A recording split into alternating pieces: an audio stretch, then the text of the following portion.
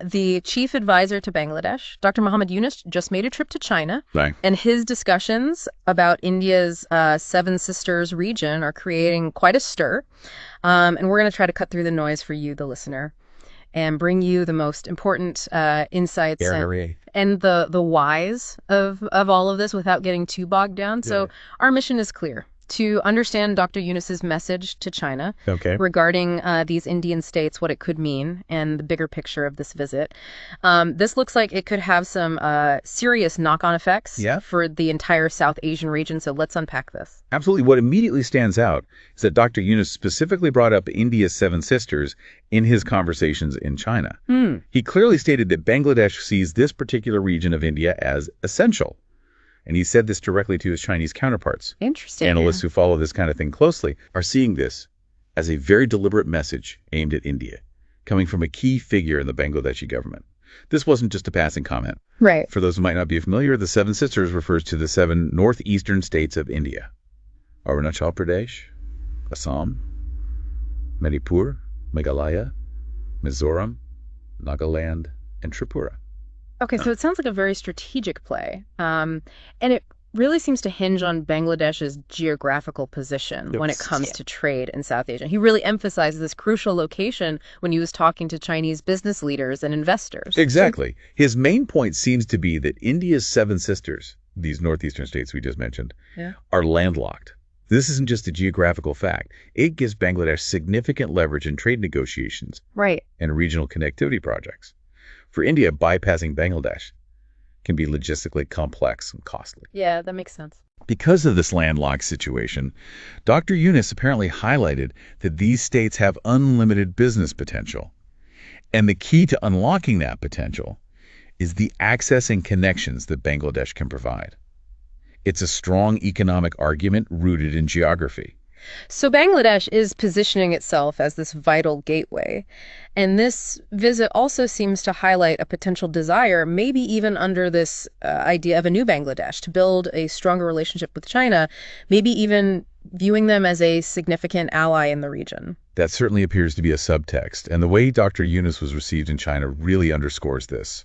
President Xi Jinping himself took the unusual step of personally greeting Dr. Yunus outside his office. Wow. This kind of reception isn't typical, and it's being interpreted as a real sign of the importance China is placing on this interaction. Yeah. Xi Jinping also reportedly expressed his own interest in strengthening ties with Dhaka, which further suggests a growing closeness between the two nations. So if we distill it down, the core message Dr. Yunus was delivering on this trip was this emphasis on Bangladesh's geopolitical and strategic importance, not only concerning India's Seven Sisters, but also in relation to Nepal and Bhutan. Yes. It's as if he's saying, we are the key to unlocking this whole corner of the region. Precisely. And the discussions weren't just about these broad strategic points. They were very specific projects that came up during the meeting between Dr. Yunus and President Xi Jinping.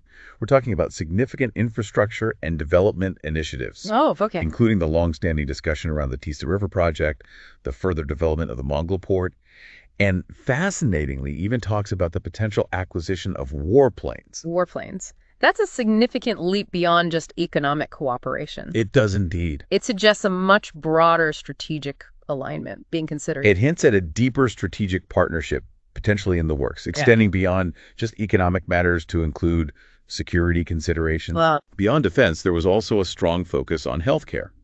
Xi Jinping offered to open China for medical treatment for Bangladeshi citizens, a notable gesture that could be seen as a way for China to build goodwill and influence within Bangladesh.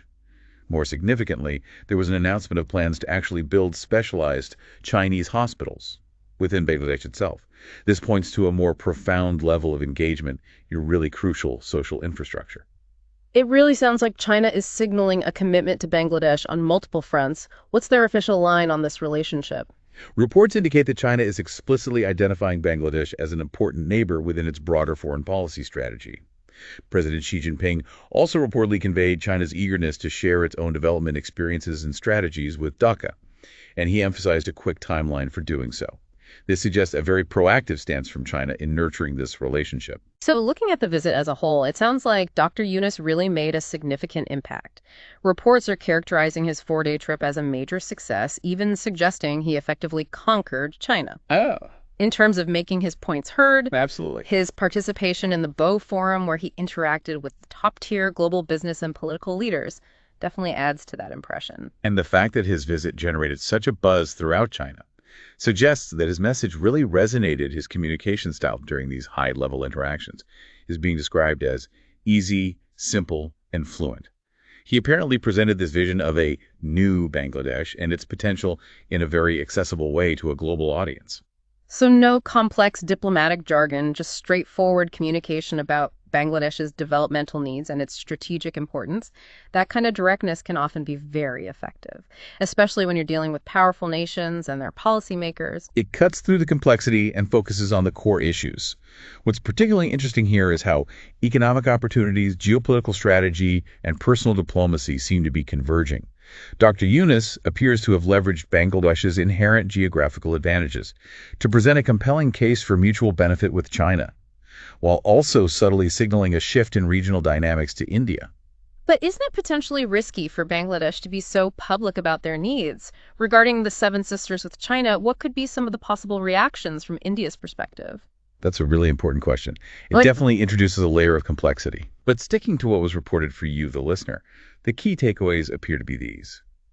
First, Dr. Yunus strategically highlighted the Seven Sisters region to China, clearly outlining Bangladesh's vital role in their connectivity and economic potential. Second, there was undeniable high-level engagement with China marked by President Xi Jinping's personal welcome, and discussions spanning trade, infrastructure, defense, and healthcare. And third, the potential for a significantly strengthened relationship between Bangladesh and China, which could certainly have wider implications for South Asia. It's a real aha moment to see how these threads of geopolitics, trade, and regional development are so closely linked. Indeed, this visit raises a significant question. Considering the strategic position of Bangladesh so clearly articulated by Dr. Yunus, how might this influence the future balance of power and economic relationships in the broader Indo-Pacific region? What are the long-term implications of China's increased engagement with Bangladesh for India and other neighboring countries? It's a development with far-reaching potential that warrants continued close attention.